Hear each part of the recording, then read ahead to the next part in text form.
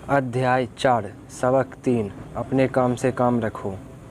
1974 में मैकडॉनल्ड्स के मालिक रे क्रोक से आग्रह किया गया कि वे ऑस्टिन में टेक्सास यूनिवर्सिटी में एमबीए की कक्षा में व्याख्यान दें। मेरा एक करीबी दोस्त कीथ किंगहम वहां एमबीए कर रहा था। बहुत अच्छी और प्रेरणादायी चर्चा के बाद कक्षा खत्म हो गई और विद्यार्थियों ने रे से पूछा कि क्या वे बियर के लिए उनके फेवरेट बार में चलेंगे। रे तैयार हो गए। जब सब लोगों के हाथ में बियर आ गई तब रे ने पूछा, मेरा असली बिजनेस क्या है? कीथ ने कहा।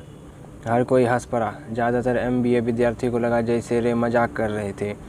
किसी ने जवाब नहीं दिया, इसलिए रे ने दोबारा यही सवाल पूछा, आप लोगों की नज़र में मेरा बिजनेस क्या है? विद्यार्थी दोबारा हंस दिए और आखिरकार एक बहादुर विद्यार्थी ने ज़ोर से कहा, रे, दुनिया में ऐसा कौन है जो ये नहीं जानता कि आप हैमबर्गर बिजनेस में हैं? रे हंस दिए। मुझे मालूम था आप लोग यही कहोगे। वो एक पल के लिए रुके और इसके बाद उन्होंने कहा, लेडीज़ एंड जेंटलमैन, मैं हैमबर्गर बिजनेस में नहीं हूँ। मेरा असली बिजनेस रियल एस्टेट है। कीथ ने कहा कि रे ने अपने नज़रिए को समझाने के लिए काफ़ी समय लिया। अपने बिजनेस प्लान में रे जानते थे कि बिजनेस का मूल लक्ष्य हैमबर्गर फ्रेंचाइजी बेचना था, परंतु वे कभी भी हर फ्रेंचाइजी की लोकेशन को नहीं भूले। वे जानते थे कि रियल एस्टेट और इसकी लोकेशन हर फ्रेंचाइजी की सफलता में सबसे महत्वपूर्ण तत्व है। मूलतः वह आदमी जो फ्रेंचाइजी खरीद रहा था और रे क्रेक के संगठन की फ्रेंचाइजी चेन का सदस्य बनता था, वह भी उस ज़मीन के लिए पैसे दे रहा था और उसे खरीद रहा था। आज मैकडॉनल्ड्स दुनिया में रियल एस्टेट का सबसे बड़ा अकेला मालिक है, जिसके पास कैथोलिक चर्च से भी ज़्यादा रियल एस्टेट है। आज मे के पास अमेरिका के और दुनिया के दूसरे देशों में सबसे कीमती चौराहे और नुक्कड़ हैं। कीथ ने कहा कि यह उसकी ज़िंदगी का बहुत बड़ा सबक था। आज कीथ के पास कार धोने का बिजनेस है, परंतु उसका असली बिजनेस है कार धोने के गैरेज के नीचे का रियल एस्टेट। पिछले अध्याय के अंत में हमने ये बताया था कि ज़्यादातर लोग दूसरों के लिए काम करते हैं, बस अपने लिए काम नहीं करते। वो पहले तो कंपनी के मालिकों के लिए काम करते हैं, फिर टैक्स के कारण सरकार के लिए काम करते हैं और आखिरकार बैंक के लिए काम करते हैं, जो उनके मॉर्टगेज का मालिक होता है। जब हम छोटे थे तो हमारे पास मैकडॉनल्ड्स का कोई फ्रेंचाइजी आउटलेट नहीं था, परंतु मेरे अमीर डैडी ने माइक और मुझे वही सबक सिखा दिया था जो टेक्सास यूनिवर्सिटी में रे क्रेक ने सिखाया था। यह अमीरों का रहस्य नंबर 3 है। रहस्य है अपने काम से काम रखो। लोगों की ज़िंदगी में पैसे की तंगी इसलिए आती है क्योंकि वो अपनी सारी ज़िंदगी दूसरों के लिए काम करते रहते हैं। कई लोगों के पास तो ज़िंदगी भर काम करने के बाद भी अपने लिए कुछ नहीं बच पाता। एक बार फिर एक चित्र 1000 शब्दों के बराबर है। यहाँ एक इनकम स्टेटमेंट और बैलेंस शीट का चित्र दिया गया है जो रे क्रोक की सलाह का सबसे अच्छा उदाहरण है। हमारी वर्तमान शिक्षा पद्धति आज के युवाओं में अकादमिक कुशलताएं विकसित कर उन्हें अच्छी नौकरियां दिलाने के लिए तैयार करती है। उनकी ज़िंदगी उनकी तनख्वाह के चारों तरफ घूमती है, या जैसा पहले बताया जा चुका है, उनकी आमदनी वाले कॉलम के चारों तरफ। और ज़्यादा अकादमिक कुशलताएं को विकसित करने के बाद वे अपनी व्यावसायिक योग्यताओं को बढ़ाने के लिए और ऊंची शिक्षा हासिल करते हैं। वे इंजीनियर, वैज्ञानिक, रसोइये, पुलिस अफसर, कलाकार, लेखक इत्यादि बनने के लिए पढ़ाई करते हैं। उनकी व्यावसायिक योग्यताएं उन्हें काम करने और पैसे कमाने का मौका देती है, परंतु ध्यान रहे वे पैसे के लिए काम करते रहते हैं। आपके प्रोफेशन और आपके बिजनेस में बहुत बड़ा अंतर है। मैं अक्सर लोगों से पूछता हूँ, आपका बिजनेस क्या है? और वे कहते हैं, मैं एक बैंकर हूँ। फिर मैं उनसे पूछता हूँ कि क्या वे बैंक के मालिक हैं?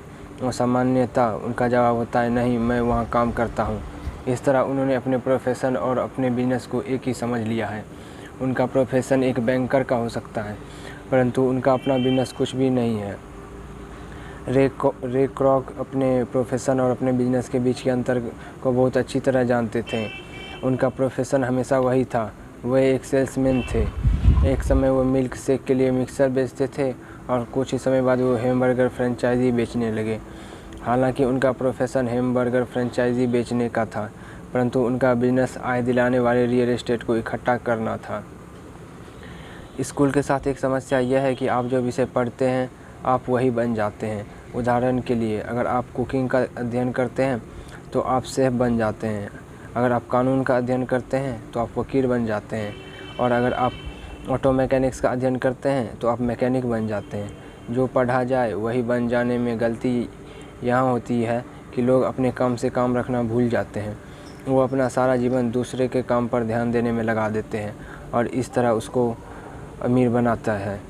आर्थिक रूप से सुरक्षित होने के लिए किसी आदमी को अपने काम से काम रखने की ज़रूरत है। आपका बिजनेस आपके संपत्ति वाले कॉलम के चारों तरफ घूमता है, जो आपकी आमदनी वाले कॉलम के विपरीत होता है। जैसा पहले बताया जा चुका है, नंबर 1 नियम यह जानना है कि संपत्ति और दायित्व के बीच का अंतर होता है और इसलिए हमें संपत्ति ही खरीदनी चाहिए।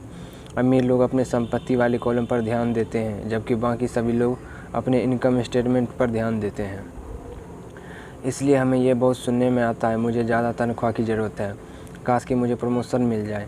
मैं एक बार फिर स्कूल जाकर कुछ और परीक्षण लेने वाला हूँ ताकि मैं बेहतर नौकरी पा सकूँ। मैं ओवर टाइम करने वाला हूँ, शायद मुझे कोई पार्ट टाइम काम मिल जाए। मैं 2 सप्ताह में नौकरी छोड़ रहा हूँ। मुझे एक नई नौकरी मिल गई है जिसमें तनख्वाह ज़्यादा है। कई समूह में ये समझदारी के विचार हैं, परंतु अगर आप रे क्रॉक की बात समझ लेते हैं तो ऐसा करके आप अपने काम से काम नहीं रख रहे हैं। ये सभी विचार अपना पूरा ध्यान आमदनी वाले कॉलम पर केंद्रित किए हुए हैं। अगर अतिरिक्त धन का उपयोग आमदनी बढ़ाने वाले संपत्तियों को खरीदने में किया जाता है, तभी वो आदमी आर्थिक रूप से सुरक्षित हो सकता है। गरीब और मध्य वर्ग के ज़्यादातर लोग आर्थिक रूप से पुरातनपंथी होते हैं, यानी मैं जोखिम नहीं उठा सकता, यानी कि उनका कोई आर्थिक आधार नहीं होता। वे अपनी नौकरियों से चिपके रहते हैं। वे खेल को सुरक्षित तरीके से खेलते हैं। जब कंपनियों का आकार छोटा होने लगा तो लाखों करोड़ों लोगों को पता चला कि जिसे वे अपनी सबसे बड़ी संपत्ति मानते थे, यानी कि उनका घर, वह उन्हें जिंदा मार रहा है। उनकी घर नामक संपत्ति हर माह उनके जेब से पैसे निकलवा रही थी। उनकी कार, उनकी दूसरी संपत्ति भी उन्हें जिंदा मार रही थी। गैरेज में रखे $1000 में खरीदे गए उनके गोल्फ क्लब अब $1000 के नहीं रह गए थे। नौकरी की सुरक्षा न होने के कारण अब उनके पास जीवन यापन का कोई आधार नहीं बचा था। उनके विचार में जो संपत्तियां थीं वो पैसे के संकट के समय में उनकी कुछ भी मदद नहीं कर सकती थी। मैं ये मानकर चल रहा हूँ कि हम में से ज़्यादातर ने मकान खरीदना या कार खरीदने के लिए बैंकर से लोन के लिए आवेदन फॉर्म भरा है। नेटवर्थ खंड पर नज़र डालना हमेशा रोचक रहता है। यह रोचक इसलिए होता है क्योंकि इसमें हम जान पाते हैं कि बैंकिंग और अकाउंटिंग में 3 चीज़ों को संपत्तियाँ माना जाता है।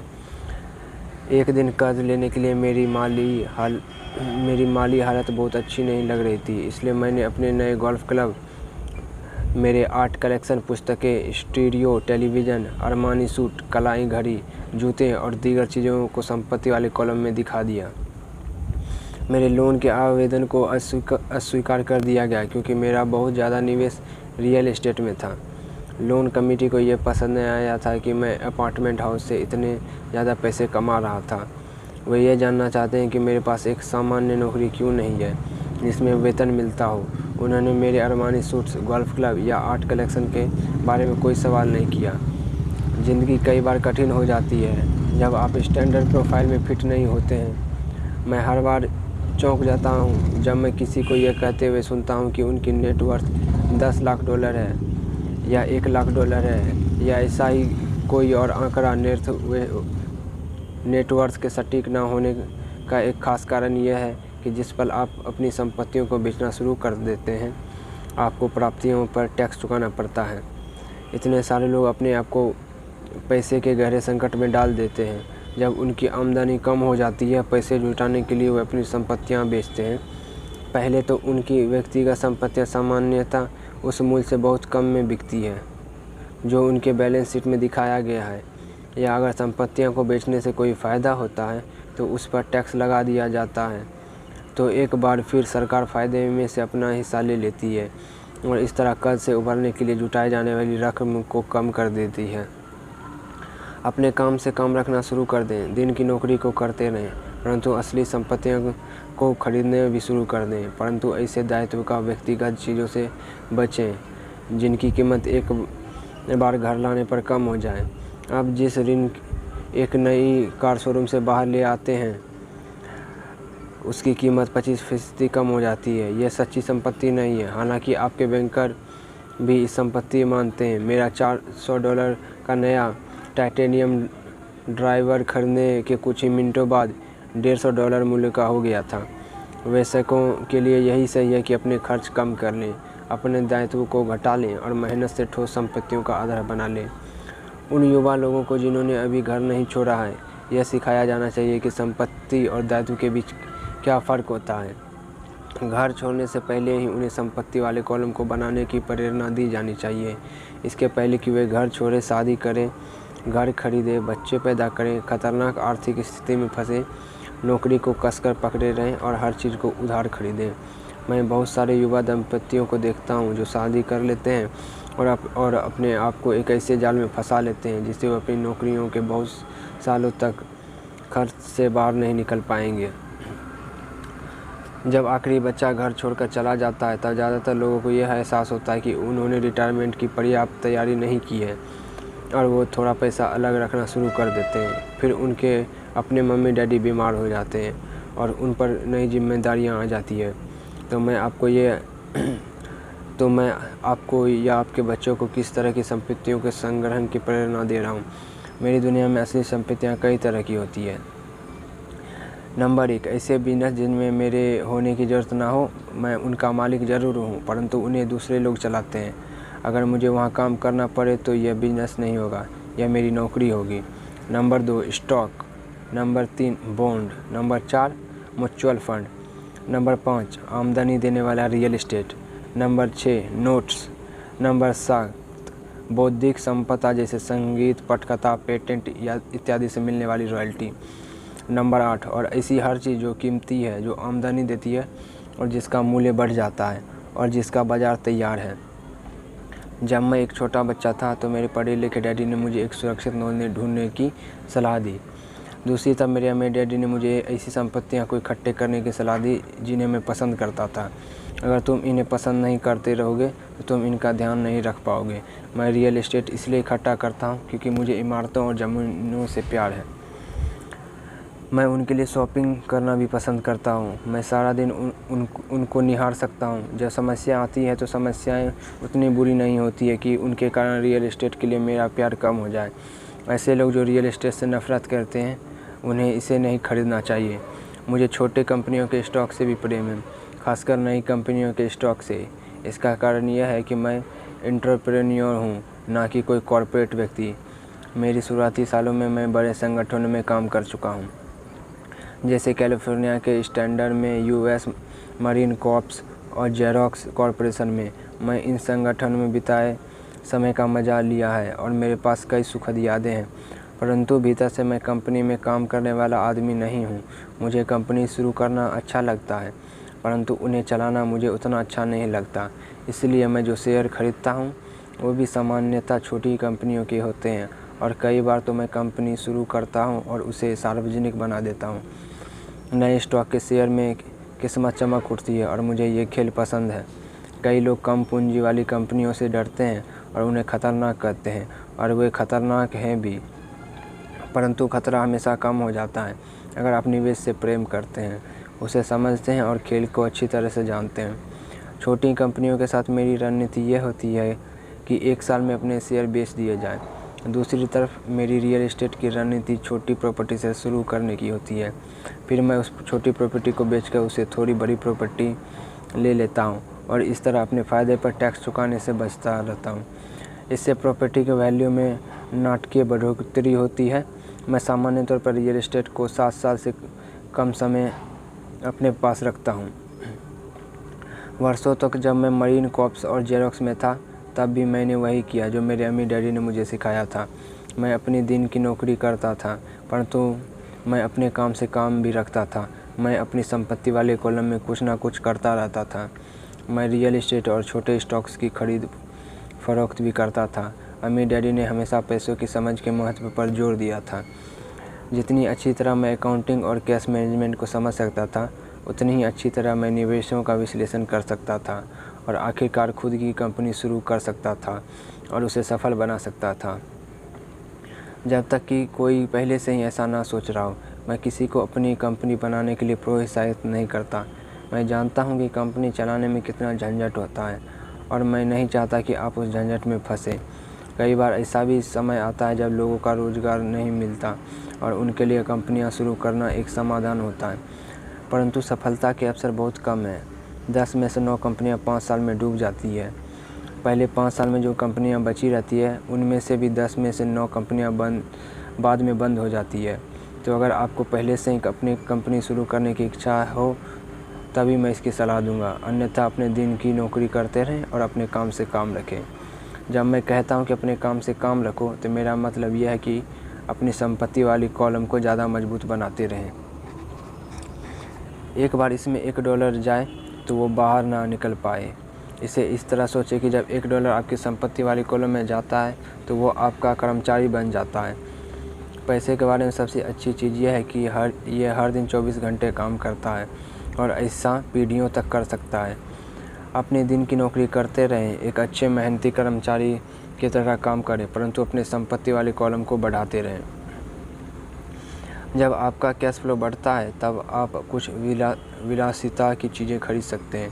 इस बारे में एक महत्वपूर्ण तथ्य यह है कि अमीर लोग विलासिता की चीज़ें सबसे बाद में खरीदते हैं, जबकि गरीब और मध्य वर्गीय लोग विलासिता की चीज़ें सबसे पहले खरीदते हैं। गरीब और मध्य वर्गीय लोग अक्सर बड़े घर, हीरे, फर, ज्वेलरी या नाव जैसी विलासिता की चीज़ें इसलिए खरीद लेते हैं ताकि वे अमीर दिख सकें। वे अमीर दिखते हैं परंतु असल में वो उधार के दलदल में गहरे फंसते चले जाते हैं। वे लोग जिनके पास पीढ़ियों से पैसा है, जो लंबे समय से अमीर हैं, वे अपनी संपत्ति वाले कॉलम को सबसे पहले बनाते हैं। फिर संपत्ति वाले कॉलम से होने वाली आमदनी उनके लिए विलासिता की चीज़ें खरीद लेती है। गरीब और मध्य वर्गीय लोग अपनी खून पसीने की कमाई और बच्चों की विरासत की कीमत पर विलासिता की चीज़ें खरीदते हैं। सच्ची विलासिता असली संपत्ति में निवेश करने और उसे विकसित करने का प्रोत्साहन है। उदाहरण के तौर पर, जब मेरी पत्नी और मेरे पास हमारे अपार्टमेंट हाउस से अतिरिक्त पैसा आने लगा तो वह बाज़ार गई और अपने लिए मर्सिडीज़ खरीद लाई। इसमें ज़रा से भी मेहनत या जोखिम नहीं था क्योंकि अपार्टमेंट हाउस के कारण उसने कार खरीदी थी, परंतु उसे इसके लिए 4 साल तक इंतज़ार करना पड़ा था। जब रियल एस्टेट पोर्टफोलियो बढ़ रहा था और आखिरकार उसने इतना अतिरिक्त पैसा दे दिया कि कार खरीदी जा सके। परंतु मर्सिडीज़ की यह विलासिता दरअसल एक सच्चा पुरस्कार है, क्योंकि उसने यह साबित कर दिया था कि वह अपनी संपत्ति वाले कॉलम को सही तरह से बढ़ाना जानती है। अब उसके लिए उस कार की कीमत सामान्य रूप से खरीदी गई कार से कहीं ज़्यादा है। ज़्यादातर लोग अक्सर इच्छा जागने पर बिना सोचे समझे जाते हैं और कर्ज पर कार या विलासिता की कोई और चीज़ खरीद लेते हैं। हो सकता है कि वे ज़िंदगी से ऊब चुके हों या उन्हें सिर्फ एक नए खिलौने की ज़रूरत हो। कर्ज पर विलासिता की चीज़ खरीदने से देर सवेर वो आदमी उस चीज़ से चिढ़ने लगेगा, क्योंकि उसके कारण जो कर्ज लिया जाएगा वो एक बार बन जाएगा। एक बार आप अपने बिजनेस को बनाने, उसमें निवेश करने का समय निकाल लेते हैं तो फिर भी आप उसमें जादू की छड़ी घुमा सकते हैं, जो अमीर का सबसे बड़ा रहस्य है। यह रहस्य अमीर को भीड़ में सबसे आगे रखता है। अपने काम से काम रखने का इनाम, जो आपको उस राह पर चलने के लिए मिलता है जिस पर अमीर लोग चलते हैं।